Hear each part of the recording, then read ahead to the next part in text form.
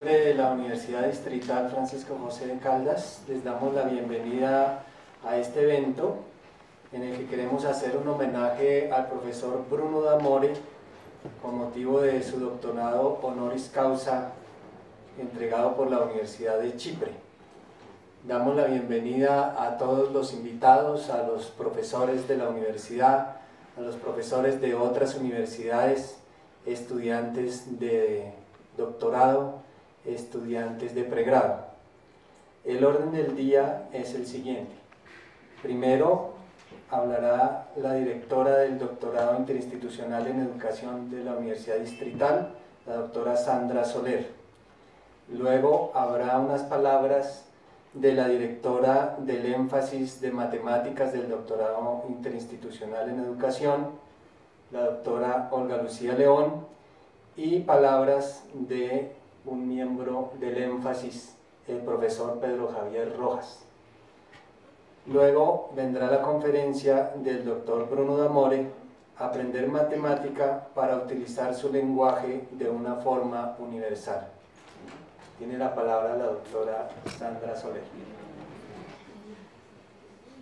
Bueno, de nuevo, buenas tardes para todos y todas. Para mí es verdaderamente un placer estar aquí a nombre del doctorado interinstitucional en educación, congratulándonos con el profesor Bruno D'Amore. Lo que voy a hacer a continuación es una breve reseña del profesor.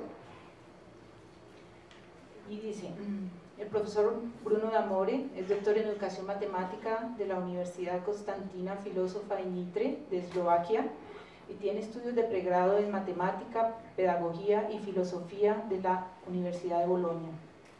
Realizó la mayor parte de su carrera docente investigativa en el Departamento de Matemática de la Universidad de Bolonia. Ha sido profesor invitado de diferentes universidades como la Universidad Autónoma de Querétaro, Universidad de Granada, Universidad Complutense de Madrid y Universidad de Chipre. En la actualidad es profesor del doctorado interinstitucional en educación, sede Universidad Distrital Francisco José de Caldas. No me detendré en la amplia producción bibliográfica que vincula la matemática con la educación, el arte y la literatura, entre otros temas. Tan solo citaré algunos libros que ha publicado en el contexto colombiano. Matemática en todo, en el 2008, Competencia Matemática, en colaboración con Juan Díaz Godino y Marta Isabel Fandiño, y la didáctica disciplinar con Marta Isabel Fandiño. El doctor D'Amore se vinculó al equipo docente del DIUD desde su apertura, y su trabajo ha sido fundamental para la consolidación del énfasis de matemática, no solo en el programa de doctorado interinstitucional, sino en Bogotá y en el país. En la actualidad dirige las líneas de investigación, formación de profesores de matemática, análisis histórico crítico y didáctico de los elementos fundantes de la didáctica fundamental e influencia en las transformaciones semióticas de las construcciones del cognitivo. El doctor D'Amore ha compartido con el DIUD su experiencia investigativa y conocimiento en sendos seminarios que han versado sobre temas como la didáctica matemática, los conceptos, objetos matemáticos y la semiótica, la relación semiótica, cultura y aprendizaje matemático, y la epistemología e historia del infinito matemático. Hoy, para el doctorado interinstitucional en educación, es un honor contar con el profesor D'Amore como miembro del equipo docente del DIUD, y se congratula con la reciente distinción de que fue objeto el doctor D'Amore al serle otorgado el doctorado ad honorem en Ciencias Sociales y Educación por la Universidad de Chipre, entidad que destacó, comillas, su militancia activa en el mundo de la investigación científica en educación matemática y los resultados internacionales obtenidos con estilo innovador, con infinita creatividad y esfuerzos incansables que han abierto nuevos caminos en el campo de la educación matemática y han contribuido en los más altos niveles a la investigación, a la didáctica, así como a la enseñanza, la metodología y la doctrina matemática. Doctor D'Amore, en nombre del DIE y de la Universidad Distrital, le doy las gracias por querer hacer parte de esta comunidad académica.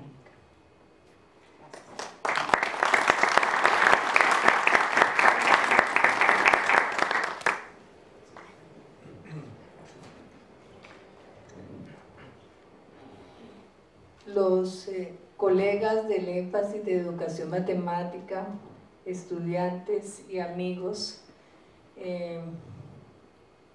nos hacemos presentes en las palabras que envió un querido amigo. Voy a leerlas porque eso es lo que sentimos los que hemos caminado con Bruno en el énfasis de educación matemática. Hacía tiempo que transitaba por el mundo de la educación matemática y solo te conocía de nombre y de haber leído algún documento con tu firma.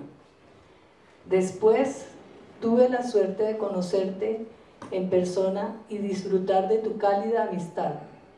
Y llegué a la conclusión que compartir contigo el mundo de la educación matemática hace que este sea, además de interesante, profundo y serio, mucho más simpático y divertido.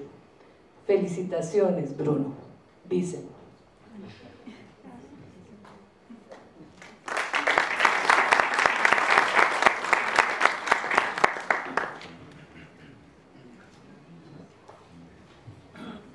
Gracias, buenas noches.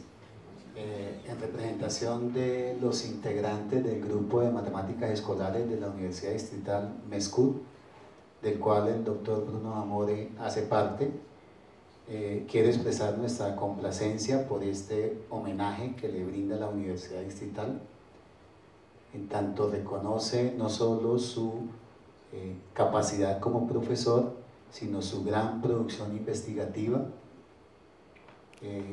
también como integrantes del grupo. Nos complacemos como amigos, como colegas, por este homenaje a una gran persona como es el profesor Bruno, y por supuesto en mi calidad de alumno del doctor Bruno D'Amore, quien fue mi director de tesis doctoral, pues mi complacencia, mi agrado y mi felicidad por este homenaje y por tenerlo entre nosotros, y por supuesto comparto completamente las palabras del colega Vicent Font. Creo que indudablemente quienes tenemos la oportunidad de compartir con Bruno sabemos no solo de su capacidad, sino además de la posibilidad de que incluso las dificultades se vean como oportunidades y de reconocer en todos y cada uno de nosotros las posibilidades de trabajo en este campo. Entonces, felicitaciones y quedan con el doctor Bruno. Hay que decir que es para mí un gran honor hacer parte de esta comunidad científica. Ustedes fueron muy amables con sus palabras, pero yo soy un extranjero llegado acá, desde el cuarto mundo, y me acudieron inmediatamente, con amistad, con simpatía. Los colegas se volvieron todos amigos, Olga, Carlos, inmediatamente, peleando, ¿no? Pero intercambiando ideas. Entonces creo que esta es la manera mejor para, ¿cómo decir?, compartir ideas, intercambiar. No siempre son las mismas, pero la dirección más o menos es única. Y bueno, y tener, abierta comilla, alumnos, abierta comillas, como Pedro, como Jaime, como Ángel, como los que tengo, es una ganancia para mí, ¿no? Confrontarse todos los días con personas que tienen el mismo nivel cultural, la misma gana de hacer. Es una suerte increíble. Bueno, antes de empezar tengo que decir que les pido perdón por mi pseudo español. De vez en cuando yo no encuentro la palabra me la invento. Y más o menos el 50% de las veces sale bien. Pero en el contexto del discurso normalmente uno entiende lo que quiero decir. Gracias, porque hay personas que llegaron desde fuera para estar aquí, y conozco de universidades diferentes de Bogotá, entonces realmente muchísimas gracias. La idea era de volver a dar la misma ponencia con la cual acepté el grado en Chipre. Las condiciones son un poco diferentes. Primero porque allá habían 32 grados. Segundo porque me vestieron de una forma muy rara, toda colorada, ya vieron, ¿no? y aquí puedo estar tranquilo, sentado, y bueno, temperatura agradable, amigos. Entonces, la idea sería de dar la misma ponencia, pero en idioma español. Y espero que a alguien la va, como decir, agradecer. Antes de dar la ponencia, me avisaron, mejor si no hables mucho de matemática. ¿Cómo que? Entonces, didáctica, no, tampoco didáctica. ¿Te quieren que voy a hablar? Yo solo esto conozco, nomás. No, porque esta es la Facultad de Ciencias Sociales y Educación. Entonces, sí, puedes hablar, sobre todo de ti mismo un poquito. Y después de investigación, pero sin decir muchas cosas complicadas que aquí no me entienden, y buscar algo que puede ser interesante por un no matemático, de matemáticas. Decidí de renunciar. Pero después, ¿cómo renunciar a algo así? Entonces, lo que voy a presentar es lo que allá me pidieron, y si algo no me gusta, la culpa no es mía, de ellos. Tanto están lejos, no puede contestar a nada. Sí, esto es entonces el tema. Ya buscar la forma del verbo que aparece acá fue complicado, porque quisieran poner enseñar, y decía, no, a mí me interesa aprender. Entonces al final creo que en el texto oficial que va a salir allá hay enseñar a aprender, pero aquí al fin puedo utilizar el verbo mío, porque aquí ustedes me entienden, aprender la matemática. Empiezo desde el eco. Aún hoy hay gente que confunde pedagogía con didáctica. Y por ejemplo cuando... bueno, no voy a decir lo que está escrito allá porque me parece que no vale la pena, ¿no? O sea, uno puede leer allá o escucharme a mí o ambas cosas, o ninguna de las dos si quiere. Pero no vale la pena que me voy a poner a leer allá. Entonces yo digo las mismas cosas pero de otra forma. Veo que a veces, por ejemplo, la gente dice, para preparar un futuro profesor hay que hacer cursos de pedagogía, sí, todo está bien, cualquier cosa que uno aprende. Pero hay una parte en común entre pedagogía y didáctica que es la más interesante. Y también la pedagogía se puede interpretar en muchos modos. Europa fue la cuna de la pedagogía, Italia también, entonces tengo una experiencia, bueno, y me gradué también en pedagogía, solo para hoy decir esto que estoy diciendo acá a ustedes. Hay una parte en común con la didáctica, pero hasta hace unos siglos se podía ver la pedagogía como parte específica de la filosofía, evidenciando las temáticas diferentes. Pero la didáctica hace hincapié sobre las palabras específicas como aprendizajes, construcción cognitiva o cognoscitiva, como dice alguien. Entonces yo creo que una buena representación podría ser esta, ¿no? Pero si entramos en el término didáctica, hoy en día hay que distinguir como mínimo 3 intereses diferentes, también con intersecciones no vacías. Una didáctica general, en el sentido precedente, una didáctica especial que se ocupa de situaciones especiales, que puede ser estudiantes particulares o situaciones particulares, y una didáctica disciplinaria.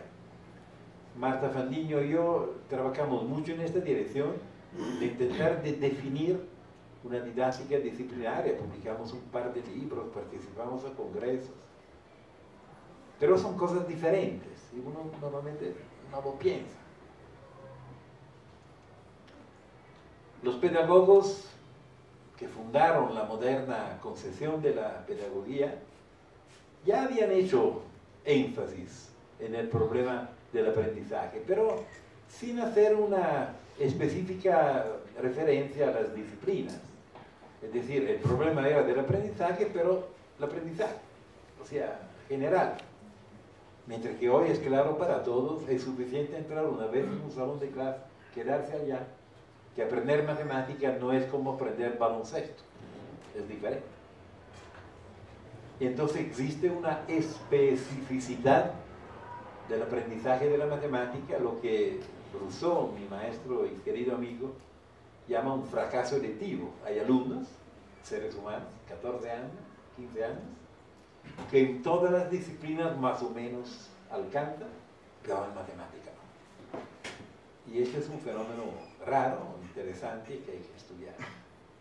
Esta especificidad llevó en los años 80 a dar el nacimiento a lo que hoy se llama una didáctica de la matemática, quien la llama educación matemática, pensada como epistemología del aprendizaje. Y esto es para destacar las características que lo distinguen de los demás materias.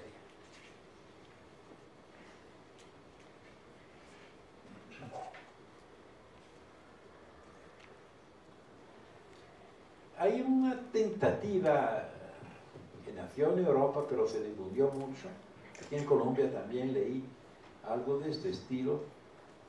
O sea, de buscar al interior de una didáctica general matrices comunes a las diferentes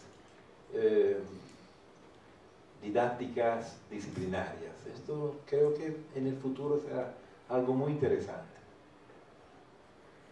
Por ejemplo, mientras que la didáctica de la matemática, que fue la primera a nacer, tomó una dirección hacia una reflexión científica sobre el aprendizaje o la falta de aprendizaje.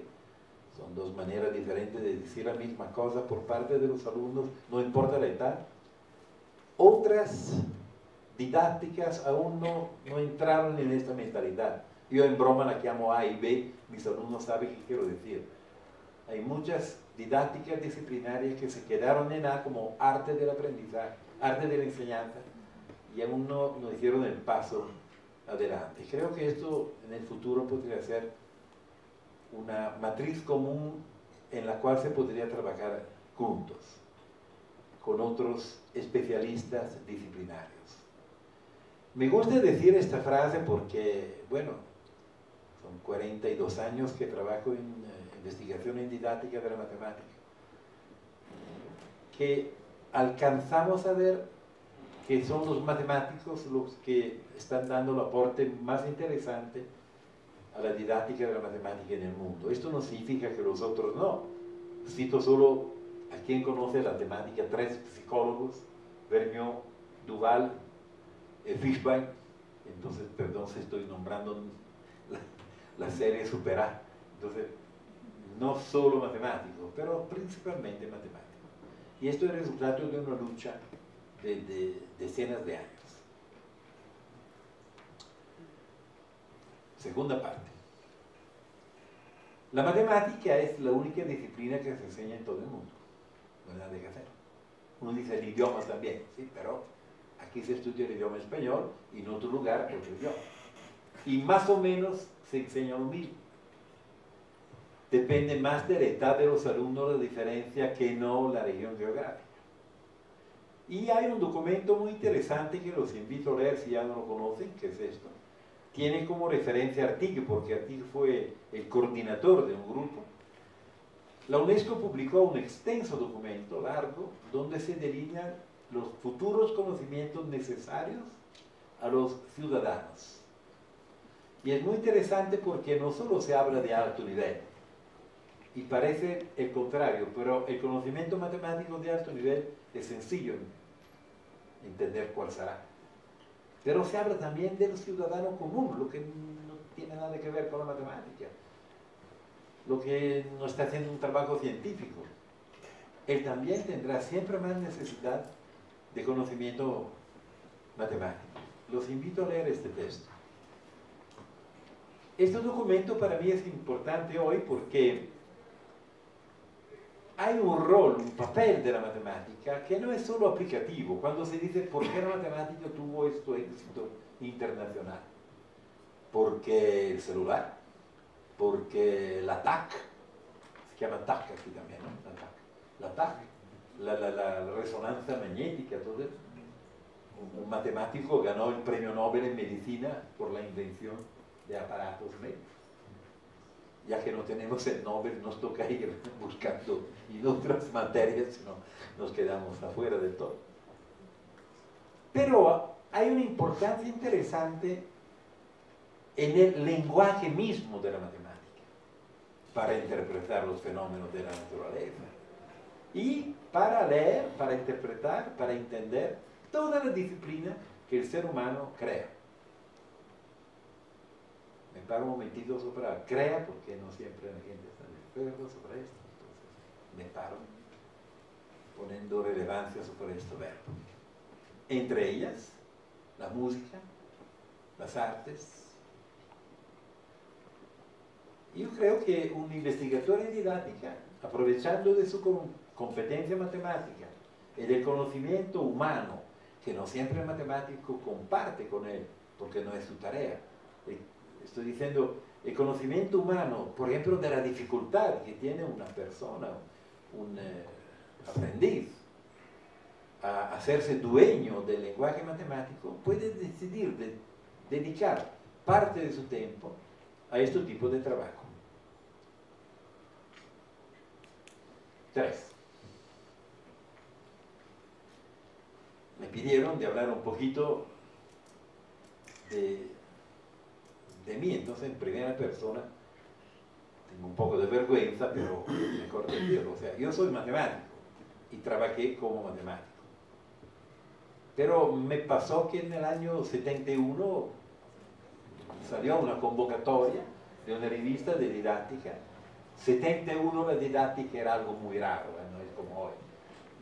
O sea, ya para mí es un esfuerzo llamarla didáctica. Pero hicieron como a los matemáticos jóvenes, le pidieron ¿cómo decir? Un análisis de alguna propuesta didáctica. Yo participé en 71. 5 años después regresé, pero solo en el 81 empecé a trabajar realmente, dejando la investigación en matemática pura en didáctica. En primera instancia me ocupé de estudiar el choque que hay entre el lenguaje formal y el lenguaje natural en el salón de aula, no importa el nivel escolar. Aquí fue difícil explicarles a ellos qué entendía con el lenguaje natural, porque siempre es tan complicado, ¿no? Decir qué es el lenguaje natural. Y al final allá lo llamamos everyday language. No sé si está bien. A mí no me parece totalmente bien. Y en estos años había un sueño, una ilusión de transformar la resolución de problemas en matemática de la escuela, como algoritmos. O sea, transformar la resolución de problemas en pasos elementales, mecánicos. Y entonces fue un error de interpretación de los extraordinarios trabajos de George Polya. Pero si uno mira no solo la su definición de problema, pero de los otros también, siempre hay un punto en el cual se habla de invención, de creación. Y entonces esto, ¿cómo lo vuelvo algorítmico? Hay unos profesores que lo vuelven algoritmo mirando en los ojos de los estudiantes diciendo, atención, mira bien el texto, reconoce los datos. Y esto se puede llamar solo de una forma: tonterías. Esto no es algoritmo, no es resolución de problemas. Y en los años 80 se empezó, me acuerdo, no fui a un tribunal de tesis en Puebla, en México. Bueno, sería otra historia, no era. También otra cosa que me gustó mucho fue estudiar la didáctica de los talleres. Ya están pasando de moda, pero me acuerdo muy interesante fue el estudio negativo de esto. Es decir, mucha gente pensaba que hacer matemáticas, o sea, por la mano, era la resolución de cualquier problema. El alumno construye su propia matemática. Entonces me puse allá a mirar qué pasaba realmente en un taller y me di cuenta que había partes negativas. Y publiqué también en este sentido. Un momento mágico para mí fue en 96, cuando me nombraron Chef Organizer del Topic Group Procesos Infinito, bueno, a través del currículo. Entonces fue un momento mágico para mí, solo para decirle, tenía como ayudante en campo Raymond Duval. Yo el jefe de Raymond Duval era uno de los dos que me estaba acompañando. Ya no nos habíamos conocido antes y él ya estaba pensando a otro. 96 llega después de 93. Todos estamos de acuerdo. Y entonces los didactas presentes saben que a este punto a Duval del Infinito ya no le importaba nada. Ya era en otra dirección. Entonces todo el tiempo hablando como locos. Y dirigí una tesis sobre el infinito de la mi alumna Silvia Sbaragli, que fue aquí dando una ponencia exactamente acá una vez. Y otra cosa que siempre me interesó fueron los estudios de aprendizajes específicos. Y esto sobre todo con Marta. El cero, relación entre área y perímetros y varios otros.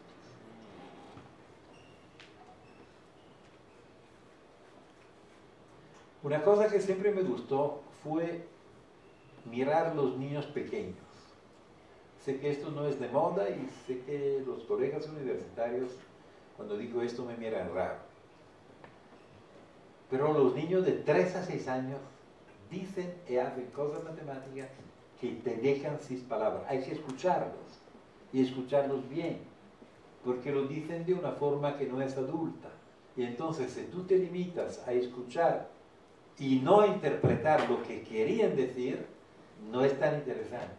Pero si tú te pones muy humildemente a escucharlos y a entender lo que quieren decir, es muy interesante. Definí el aprendizaje ingenuo, es decir, preformal o no formal, y lo encontré también en alumnos mucho más adultos. Es decir, estudiar estos niveles de edad es muy interesante. Mi sueño es un día tener un doctorando que acepten estudiar de una forma muy científica este tipo de aprendizaje. Lo voy a encontrar un día u otro. Bueno, la historia en la didáctica de la matemática, con el mío maestro de epistemología, Francesco Speranza, y con el alumno mío, Giorgio Bagni, que en este campo fue uno de los números 1, no solo en Italia. Congresos, tenemos un congreso nacional que ahora tiene 27 años y algunos de las personas que están acá fueron ponentes allá. Carlos Vasco dio una ponencia allá, Jaime, Marta y Pedro fueron allá a dar una ponencia. ¿Y quién más? Olga la estamos esperando. Bueno, todos los que quieran venir van a encontrar una situación muy interesante desde el punto de vista humano. Más de 1000 profesores de escuela escuchando, participando. Y la revista, que alcanzó a tener una buena clasificación internacional, ya no existe.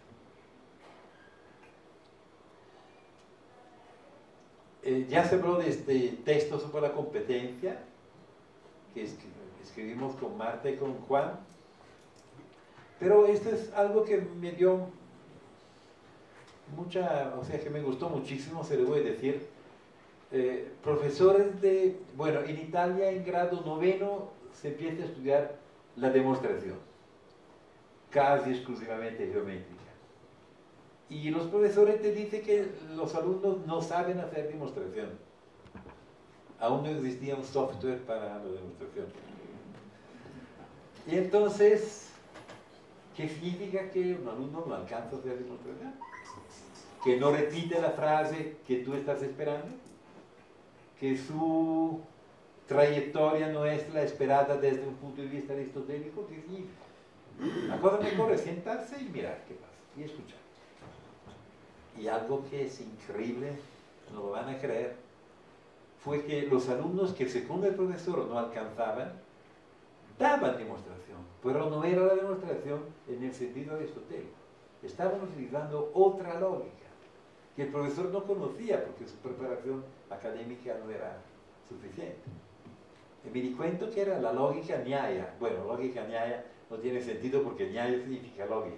Decimos la Nyaya hindú. La Nyaya hindú antibudista, que tuvo un éxito increíble en India, no lo utilizaba como con, ¿cómo decir? Espontáneamente. Es una lógica en la cual la tesis es nombrada como primera, mientras que en la lógica aristotélica la tesis tú tienes que esperar hasta el final para nombrar. Y el alumno hace ejemplos, mientras que en una demostración griega, el ejemplo es algo feo, que no hay que decir. Entonces los alumnos tenían 5 pasajes, no 3 como en los silogismos aristotélicos, y la cosa me asombró muchísimo, me puse a escuchar y descubrí esta cosa que me gustó muchísimo. Todo esto está más que publicado, y entonces si uno se odia a sí mismo y quiere leer estas cosas, la encuentra en bibliografía toda.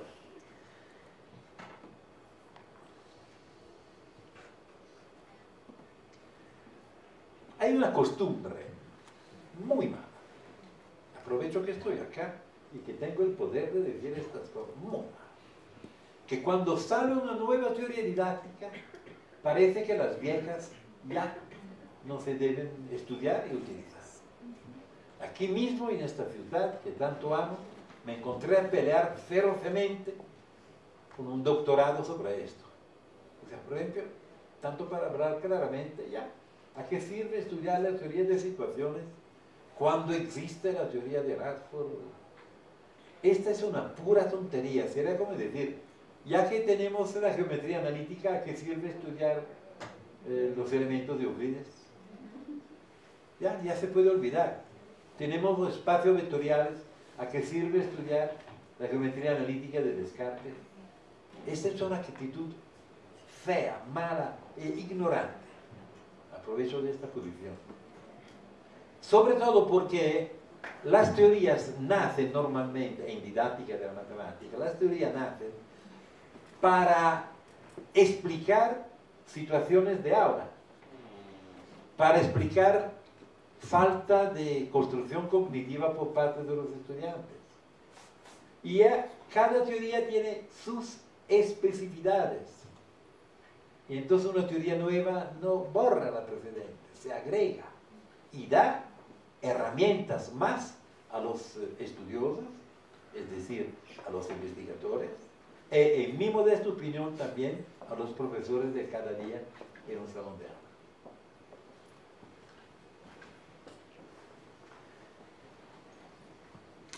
Voy un poquito más rápido porque después hay algo un poquito más divertido. Creo que están todos tan serios, entonces.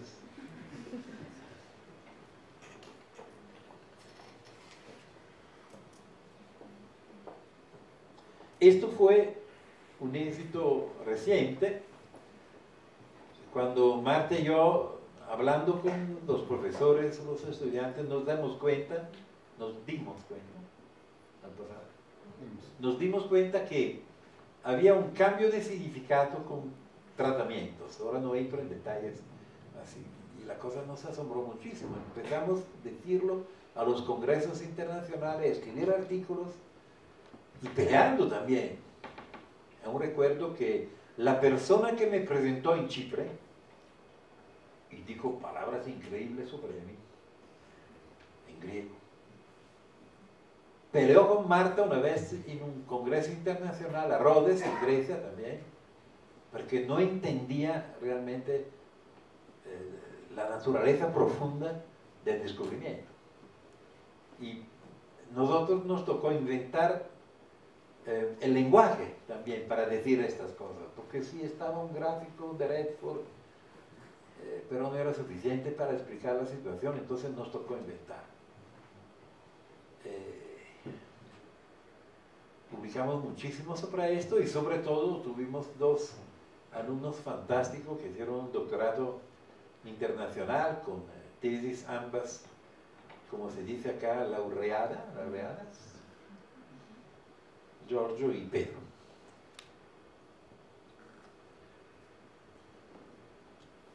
Bueno, llegué al punto 4. esperando. Antes dije, importante la utilización del lenguaje matemático. Por ejemplo, en la divulgación matemática. Es un fenómeno raro que casi solo tiene que ver con la matemática, que hay personas que rechazan la matemática. O porque no lo entendieron, o porque el profesor fue malo con ellos, o porque no alcanzaban a tener buenas notas. Entonces la divulgación, en mi opinión, es algo que podría ser interesante para recuperar este tipo de cuestiones. ¿Sí? En estos últimos años me dediqué muchísimo, no solo a este tipo de estudio. Y en el cual los resultados fueron más interesantes, en mi opinión, fue relativo a la poesía, en particular a la Divina Comedia, o comedia, como se tendría que decir. Esto para mí tiene un sentido interesante que espero de compartir con ustedes antes que terminamos. Es decir, no existen dos culturas. Una persona que solo conoce la parte literaria, poética, artística, y ignora totalmente la parte científica, es una persona culta a mitad. Pero vale también el contrario. O sea, una persona se puede decir culto. Una cultura es una palabra de una vastidad intelectual, profundidad increíble. Y entonces, por ejemplo, la idea de acercar con la matemática, la Divina Comedia o la poesía con la matemática siempre me fascinó muchísimo. Aquí tenemos una de las primeras ediciones de la imprenta de la Divina Comedia. Este es un monumento del conocimiento humano.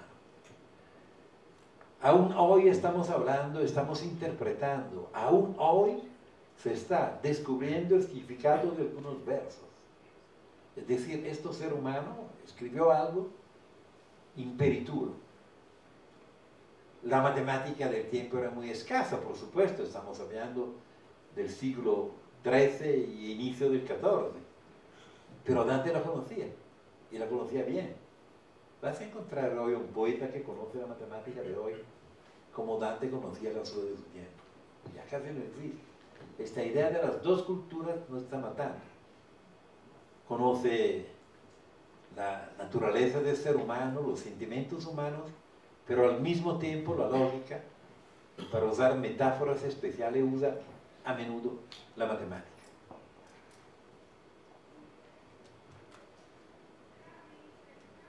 Esto se encuentra en Florencia cuando se entra en la basílica más famosa de Florencia. A la izquierda está este cuadro. Fue dibujado un siglo después de la muerte, entonces no hay que pensar que la cara real de Dante fuera esta. Ahora, lo que me pasó, que es muy divertido en mi opinión, pensándolo ahora, es que un matemático se pone a leer la comedia y encuentra explicaciones que el crítico literario no encontró. Esto es realmente raro. Entonces la mía idea era ahora demostrarles un ejemplo. Aquí digo primero, tengo dos, pero voy a hacer uno solo para tener más tiempo. Estamos en Paraíso y lo que pasa es que hay una cantidad de ángeles, increíble. Esto ya lo conté en otras ocasiones, entonces va a ser muy rápido. Y Dante pide al santo que lo está acompañando cuántos son los ángeles, y el santo, que es muy culto desde un punto de vista matemático, que conoce la correspondencia bionívoca, le dice, mira esto, fuego allá, cada chispa es un ángel que nace a gloria de Dios cada instante. Entonces hay una correspondencia bionívoca entre los ángeles y las chispas. Y Dante se queda tranquilo, bien. Pero después dice, bueno, pero esto no responde a mi pregunta. Yo te estoy pidiendo cuántos, no corresponden, cuántos son. Y él se lo dice y Dante lo transforma en estos tres versos sublimes. L'incendio suo seguiva ogni scintilla ed era tante che il numero loro, più che il doppiar degli scacchi, si Ahora me tocó traducir. Y entonces fui a buscar, con la ayuda de una traductora profesional, que espero que está acá, así que la saludo, no la veo. No está. Bueno, la invité para precisamente agradecerle en este momento y fuimos a buscar juntos. Hay una traducción, mira las fechas de esto, del Conte de Seste, y cada chispa a 100 y a 1000 pasa, y a número mayor que doblado se cuenta en ajedrez de casa en casa. Funciona bastante bien. Otra traducción. Este es lo que hace un investigador. No busca una traducción. Esa es la forma de razonar de un investigador científico. O sea, también cuando busca la traducción de una poesía, se pone allá y busca todas, no una. Esta es una actitud que tenemos que compartir con nuestros alumnos. Su incendio cada chispa propagaba, y tantas eran que el número de ellas, más que el doblar del ajedrez, subía. Esta es buena, el señor entendió. Me puse loco para buscar de quién es esta, y ella también me ayudó, y no alcanzamos.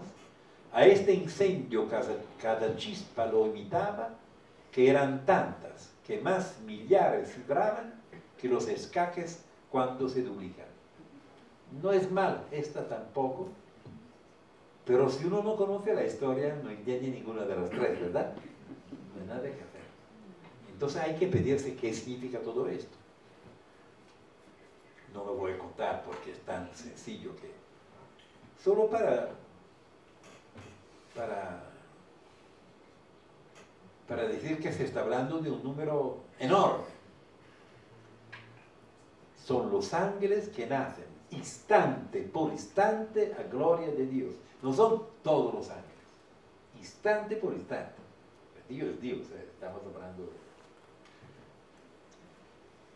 Evidentemente se está haciendo una referencia a la famosa leyenda, todo el mundo la conoce, del invento de los ajedrez.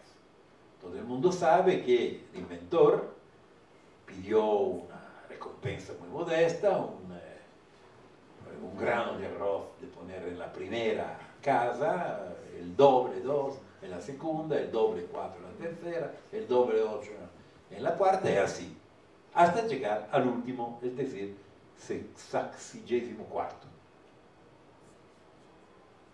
1, 2, 4, 8. Uno puede hacer, aquí vamos rápidos, entonces puede poner estos números en esta forma, entonces primero 2 a la 0, 2 a la 1, hasta el último 2 a la 0. Ahora, para saber este número es muy sencillo, es suficiente hacer la suma, cada uno lo puede hacer mentalmente, ¿no? Si hay odontólogos acá que están acostumbrados a hacer sumas rápidos, ya la tienen. Bueno, para controlarlo mejor el número es esto. Es un número tal que hay que entenderlo, se puede poner en esta forma científica y uno se da cuenta que es un número impresionante. O sea, por ejemplo, si tú lo pones estos granos en toda la Tierra entera de hoy, de la cual tenemos una medida al centímetro cuadrado hoy, esto significa que ponemos 3,5 granos por cada centímetro cuadrado de tierra. Toda la tierra, el mar, el Labrador, Argentina, Tierra del Fuego, Alaska, todo. Esto uno entiende por qué al rey le tocó matar a Sisanassir, porque tanto grano así no había ni nunca se puede encontrar. Pero bueno, esto es para bromear un poquito. Los ángeles, dice el texto, más que redoblarse, se multiplican por millares. Entonces, hay 1000 ángeles en la primera casa. 1000 por 1000, 1.000.000 en la segunda. 1000 por 1000, 1 billón, 1 millardo, ¿cómo se dice acá? ¿1 billón? ¿Millardo? Bueno, 1000 millones en la tercera es así. Les recuerdo, porque se fuera un poquito, que estamos hablando de cuántos ángeles nacen instante por instante a gloria de Dios. el número que sale es esto, más o menos. Y si vamos a ver cuántos ángeles por cada centímetro cuadrado, esto es el número de ángeles por cada centímetro cuadrado. Afortunadamente los ángeles son más que accesorios, son inmateriales, así que estamos tranquilos. Eso no sería un problema grave, ¿no? Bueno, normalmente cuando cuento esta historia la hago de una forma un poquito bromista, pero hay dos elementos de grande interés. Primero, ¿por qué Dante nos dice simplemente que cada instante nacen infinitos ángeles? Sería sencillo, ¿no? A cada instante, a gloria de Dios, infinitos ángeles. Si lo piensan bien, no es lo mismo. Es mucho más atractivo desde un punto de vista poético, de la leyenda, de la historia, decir un número tan grande que ningún ser humano lo puede contar, que no decir infinito. Parece una broma, pero la palabra infinito se resuelve en un instante, adjetivo ya no más. Dios, infinitos ángeles, demasiado sencillo. Dante es una persona especulativa muy profunda, le gusta jugar, es un toscano, los toscanos nunca hablan en serio, en toscano se gana. Nunca, siempre te toca interpretar lo que te están diciendo, es muy interesante. Entonces él no dice infinito, él dice un número increíblemente grande. Y los críticos literarios a este punto siempre lo comentaban de una forma tan sencilla, tan poco profunda matemáticamente, que no se daban cuenta de la profundidad que Dante había puesto en este juego de números. El segundo, todo el mundo decía que Dante, final 1200, se murió en 1321, entonces empezando el siglo XIV, no conocía los números indoarábicos, porque aún estaba la cultura romana, entonces conocía solo los números romanos. Ahora yo los desafío a intentar describir los números de antes con los números romanos. No, ya se dan cuenta que es complicado, ¿no? Bueno, entonces algo sencillo, una multiplicación. Intenta de hacer 14, escrito en número romano, esta noche cuando regresan a casa, que no tienen nada que hacer, se recuerdan estas tareas. 14, número romano, por 6. Es una multiplicación de segundo, ¿no? De segundo primaria, ¿no? Intenten hacerlo con los números romanos y se van a enloquecer. Y entonces, ¿cómo es posible hacer? No digo el cálculo de antes, que puede ser que Dante no lo debe hacer, pero darse cuenta de la enormidad de este número con la escritura romana. Es absolutamente imposible. Entonces me puse a buscar. Y siempre me pregunto por qué no lo hicieron los literatos, por qué le tocó matemáticas. Me puse a buscar documentos y se sabía muy bien que el segundo hijo de Dante, Jacopo, era alumno de una escuela fica, ya que tiempo era algo raro, Santa Trinita. Marta y yo fuimos a buscarlo. Y allá el maestro del tiempo se llamaba Paolo, que tenía un, ¿cómo se llama? Un sobrenombre. Un sobrenombre, un apodo, que era Pablo del Lábaco. Y aún tenemos sus apuntes y los apuntes de sus escolares. O sea, ¿por qué no ir a ver? ¿Por qué no ir a averiguar? Pierdes días, por supuesto, una investigación necesita días. Y hay apuntes sobre los números indoarábicos. Es decir, a él le tocaba dar curso sobre los números romanos, porque era la ley. Pero a sus alumnos le daba también informaciones sobre las figuras de los indios, como se llamaba en este tiempo, y el cero, que era la cosa más misteriosa. Ahora, Dante no era ciertamente el tipo que esperaba el niño regresando a casa, le pedía qué hiciste hoy con tu maestro, como a veces hacemos nosotros con los niños, ¿no? Que siempre contestan nada, ¿no? No era el tipo, no me parece el tipo humano de este estilo, pero nunca vio los apuntes del hijo. Imposible, esto también es imposible. Entonces la idea es que no, que ahora, hoy, gracias a estas tonterías, sabemos que es muy probable que Dante conocía el mínimo de escritura indoarábica. Y se van a ver ahora las análisis críticas literarias de la Divina Comedia modernas. A este punto siempre dicen que Dante conocía un poquito de número, para explicar esto. Esto me dio una satisfacción enorme. Paso al segundo ejemplo, si no el tiempo se vuela ahí.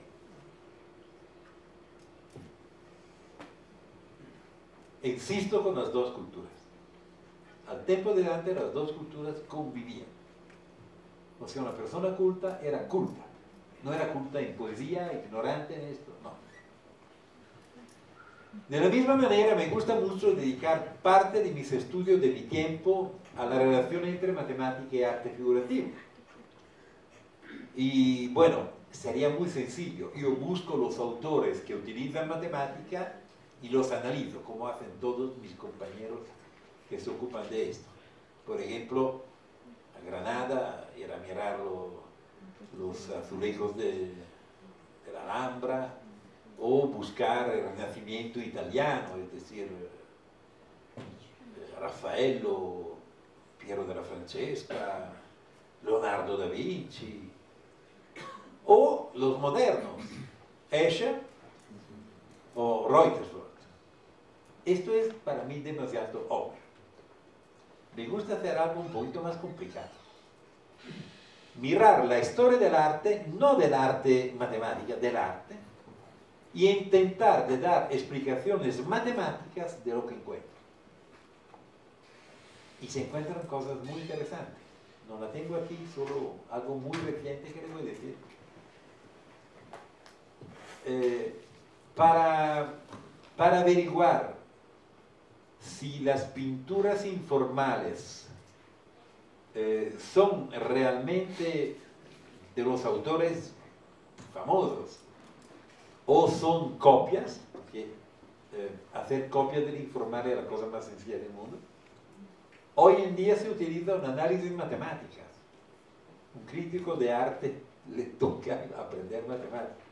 Precisamente las dimensiones fractales. O sea, cada pintor tiene su dimensión personal en un intervalo muy, muy pequeño.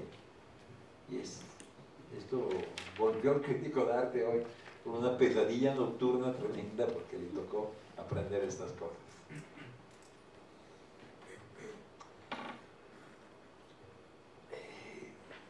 A mí no me gusta ser diletante, ¿cómo se dice? Aficionado. Entonces, cuando decidí de ocuparme de crítica de arte, hice el examen bien para entrar en la Asociación Internacional de los Críticos de Arte. Tengo siempre aquí conmigo, aquí conmigo ¿cómo se dice? La tesis, el carnet, siempre lo tengo aquí conmigo, en 1977. La mía es del Louvre, de París. Entonces empecé a estudiar estas cosas con mucha atención y me enseñó mucho uno de los máximos estudiosos de crítica de arte italiana, Filiberto Mena. Cuando salió, en estos años salió con mucha fuerza el arte conceptual, con un grupo de artistas y de críticos inventamos la arte exacta. ¿Qué significa arte exacta? Se ve acá.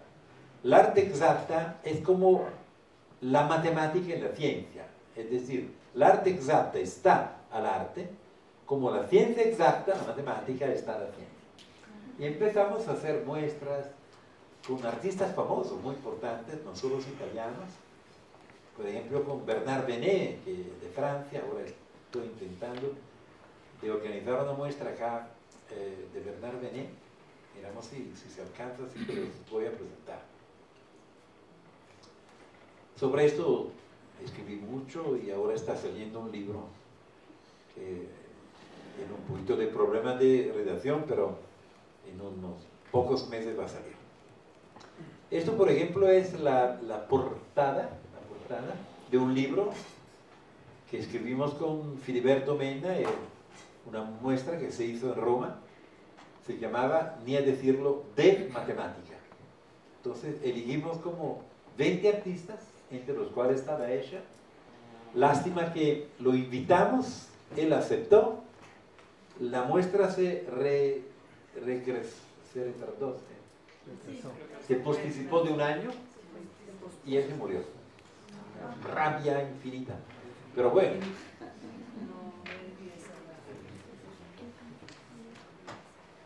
Somos solo un ejemplo para mostrarle qué quiero decir.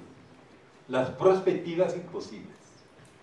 Todo el mundo piensa que la perspectiva imposible nació a mitad del siglo XIX. Esto es falso. Y para mí se explica muy bien. La inteligencia del ser humano se puede manifestar de mil maneras. Pero el ser humano es algo raro, porque para alcanzar a construir algo, pierde siglos, milenios, y cuando lo alcanza, empieza la contradicción. El ser humano es personal. En matemática esto pasa a menudo. Cuando al fin alcanza a construir el análisis, empieza a hacer análisis fácil o otras que mueven los fundamentos mismos de lo que construyó. Y entonces, el ser humano buscó una representación prospética perfecta por miles de años. Los egipcios, los romanos. Acá también en alguna pintura se ve algo que podría ser un tentativo de prospectiva. En las grutas de Altamira también están posiciones que hoy en día se consideran proféticas. Cuando al fin salió el primer libro al mundo de prospectiva matemática, escrita por un pintor, Piero della Francesca, el ser humano empezó a contradecirla y a crear figuras con perspectivas falsas. Por ejemplo, en este año, el señor Kirby escribió un libro que tiene un título que para leerlo necesitan 4 minutos. Y la cosa más interesante que estaba una ilustración de William Hogarth. William Hogarth es un grande pintor. Hay que mirarlo bien porque es muy interesante. Lo de los embajadores, donde está la calavera en Anamorfosis, no sé si se recuerdan. Aquí le cuento un particular. Esta obra se encuentra en una sala de la National Gallery en Londres. Y cuando entras te la ves allá. Y está esta obra, Los Embajadores. Y en Baco está, no sé si se acuerdan de esta calavera rara, porque está en Anamorfosis. Para ver la calavera hay que ponerse al lado del cuadro, contra la pared, a 1,20 m de la base del cuadro. Solo que hay una maldita línea amarilla que uno no puede sobrepasar. Y están feroces guardianos allá que te miran así con ojos. Entonces yo le recomiendo esto. Se ponen allá esperando. Este ser humano no puede quedarse todo el día allá. Tiene que hacer pipí, tiene que ir. Entonces en el momento en el cual él se va, le recomiendo, van contra la pared, bajan un poquito, bueno, depende, yo me bajo, otro se puede subir un poco, y miran la calavera. Empieza a sonar todo el mundo, y llegan 4 o 5 que se van a decir cosas en inglés. Entonces uno puede contestar con su inglés sencillo, decir, mira, no me di cuenta, esta línea ahí, no se puede, perdón, yo no lo sabía. Le juro que vale la pena. William Hogarth. Este es el dibujo al cual estoy pensando, que se encontraba en este libro de Kirby. Míralo bien. El título es Perspectivas absurdas. Es decir, el ser humano inventó la perspectiva y esto bandido lo va a cambiar todo. Mira los particulares. ¿Se dan cuenta? Que algo está pasando mal, que hay particulares rarísimos. Hay personas que no lo ven ni muertos. Hay otras que empiezan a decir al vecino, mira allá, y el vecino, para estar tranquilo, sobre todo si el esposo, dice así. Mira, esposos serán novios. Bueno, así. Ahora vamos a ver un poquito más cerca. Regresan acá, por ejemplo. Esta señora está en esta casa que está de la parte de acá de Río, ¿verdad? Y está con una vela en mano. Y aquí está el río, el puente, la colina, y este señor fumando, pero necesita fuego. Y mira, empiezan a darse cuenta cuánto grande es este pájaro. Mira cuánto está lejos de nosotros. Y esto está pescando con una caña, ¿se llamará? Que son 3,5 kilómetros. Y esta bandera está detrás de los árboles que están de la otra parte de la ría. ¿Se dan cuenta? Todo así. Y para hacer esto necesita una capacidad técnica no tan sencilla como parece. El juego es muy obvio. Cerca, lejos, adelante, detrás. Hay que intercambiarlos en un juego de perspectivas. En la perspectiva es imposible, hay dos personajes mundiales, que son Escher y el sueco Reutersberg. En estos días, en Italia, hay una grandísima muestra de Escher, a Reggio Emilia, que es muy cerca a donde Marta y yo vivimos.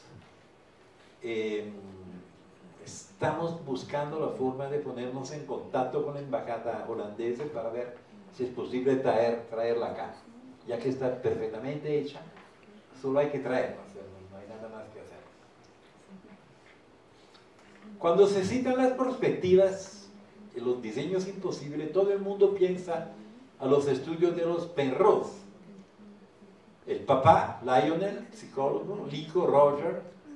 Roger Penrose, o sea, el matemático físico, los de los agujeros negros, del espacio-tiempo, aparte que es un narrador increíble, formidable, los cuales estudiaron este tipo de forma en 1958 y la llamaron tribal. Pero el primer dibujo imposible de Reutersberg es de 1934, es decir, mucho antes. Entre las famosas ilusiones ópticas, la más famosa es el cubo de Necker. Hay que mirarla bien y empezar a pelear con el vecino. Mira estos vértices, por ejemplo. En esta perspectiva, ¿está más cerca de ti o es más profundo? Y no hay que pelear con el vecino porque cada uno la ve de su forma. Y hay personas que alcanzan a ver las dos y personas que no, ven solo una. Este cubo se puede construir así, míralo. Les pido el favor a quien tiene... Hay personas que tienen esta capacidad de hacer las cosas con las manos, ¿no? Cortar. Si uno es tan amable de hacerme un cubo así, yo lo paso el doctorado inmediatamente. No, le doy el doctorado, no. ¿Me permite? Le damos el doctorado. Bueno. Este tipo de juego está presente en Escher. En esta obra, que fue la sua primera sobre la perspectiva imposible, todo el mundo mira esta parte de la perspectiva imposible, pero no, miren acá, por favor. Está este señor que está mirando el cubo de Necker, y lo está haciendo de madera, y lo mira. Y aquí hay algo interesante, muy interesante, porque uno dice, mira, esto es el plan y esta es la realización tridimensional, ¿verdad? No, señores, estamos en un dibujo, todo es dimensional. Y esto explica por qué se alcanza de Bucarest, o sea, no, ni muerto.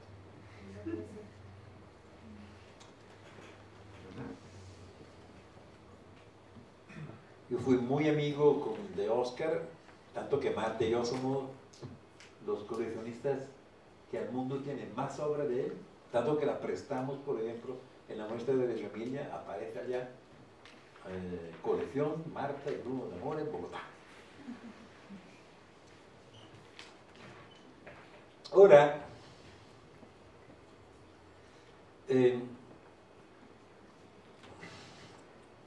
empezó como una relación muy rara con varios críticos de arte, porque algunos de estos no se daban cuenta del valor de la matemática en algunas operaciones. Y la potencia descriptiva, racional de la matemática revela aquí su poder. Y por lo tanto, más que las motivaciones generales, concretas también, piensan qué significa estudiar el lenguaje de la matemática por parte de un aprendiz, no solo para resolver ecuaciones, no solo para construir o para aplicar las leyes de la matemática a situaciones concretas, pero también para entender el arte, por ejemplo. La música es muy sencillo porque es el mismo lenguaje, pero en el arte figurativo aún tenemos personas que no alcanzan a aceptar. Yo creo que en esta dirección está adquiriendo siempre mayor importancia la idea de estudiar la didáctica de la matemática para ver cómo se desarrollan las situaciones de aula. Por ejemplo, pienso que una importancia que es reconocida por todos de la semiótica también está relacionada con esto.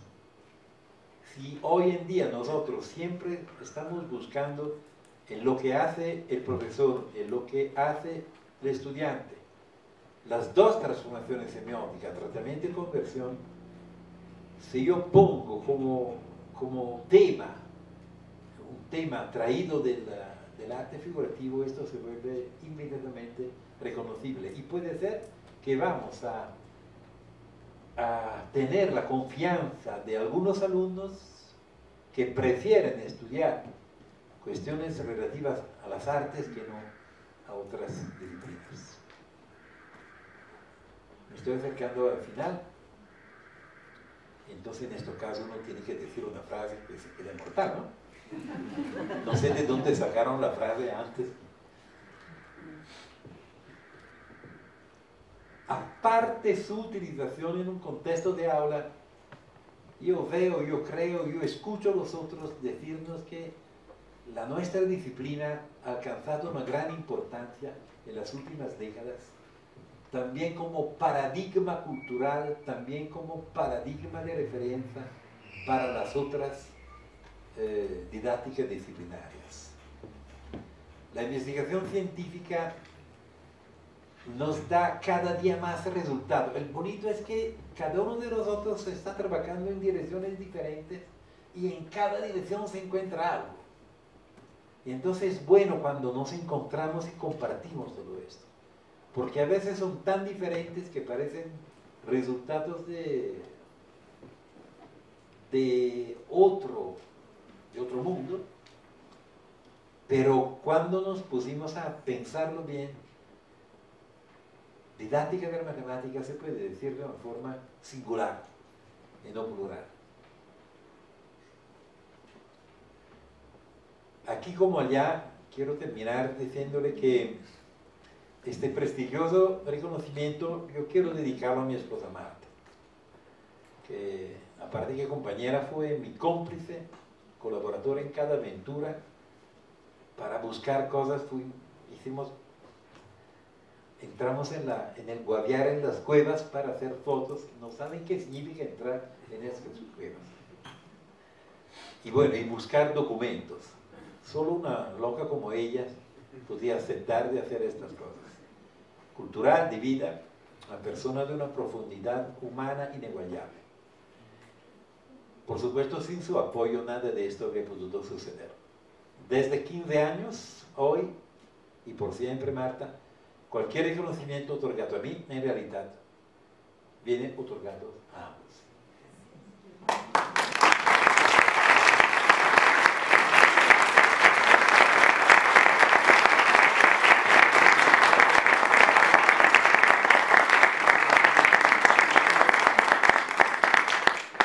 Muchas gracias, Bruno, por la conferencia. Muchas gracias a todos los asistentes y damos terminado el acto de homenaje. Que estén muy bien.